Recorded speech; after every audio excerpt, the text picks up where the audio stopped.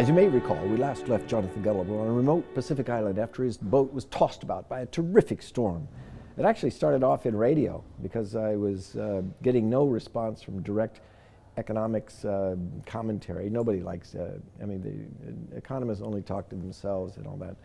But I thought of trying the style of Gulliver's Travels or The Little Prince. As you know, these styles of question and answer can probe some very profound issues in very simple ways. And with humor, it attracts an audience from all around. It was produced on radio first, and then a friend at the Smart Business Hawaii organization said that he liked it and he thought about publishing it as a book. And since then it took off. It's about a young boy who is out sailing. A storm takes him off to a strange island, much like Lilliput in Gulliver's Travels by Jonathan Swift. And then he goes around the island exploring and asking questions of people. And they talk to him about the very strange things, such as when he first gets there, he sees this woman being dragged off by a couple burly men. And so he tries to help them, but they just brush him aside. He's just not able to take on the task. So he goes up the trail and finds this clearing where he finds a whole bunch of men beating on trees with sticks. He goes up to the man in charge and says, well, help me rescue this woman. Oh, she's been arrested. Arrested for what? She didn't look like she was a criminal.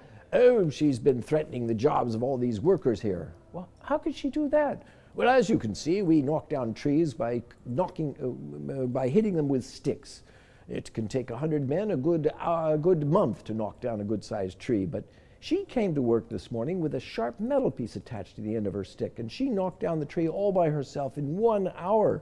Why, clearly this threat to our traditional employment had to be arrested. But couldn't these people then benefit by that and knock down trees and then use the time that they saved to make tables, chairs, and boats and houses? The purpose of work in this society is not to have products and goods and services. The purpose of work is to have secure and unchanging employment. So in this manner, Jonathan Gullible goes throughout the island, finds some really strange and bizarre behavior, which really reflects the kind of stuff that's going on all the time in life today. The book has been translated in Farsi and published in Iran because the censors, the mullahs, thought, well, it's just a children's story, we'll pass it along. But it's the only way to get into a lot of countries. And it's the only way to probably get into American schools because the censors don't allow just a straight free market message. They have to clear it through all these levels of bureaucracy that clearly won't approve a free market message. You know, I've had people from time to time say, oh, this book is great, let's give out copies to all the legislators. They're the ones who really need it the most. And I think that's just a waste of paper. They're beyond hope. The real hope is, well, hopefully with the young people who are developing their ideas right now.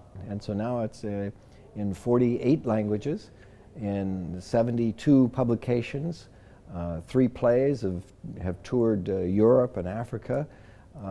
It's actually in process for a movie team in Hawaii and in California.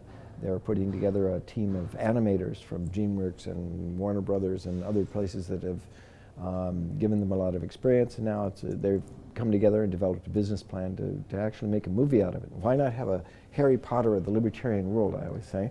And so I think the appeal of liberty in a fun way appeals to people of all ages, but they have to just have an open mind towards free markets and freedom.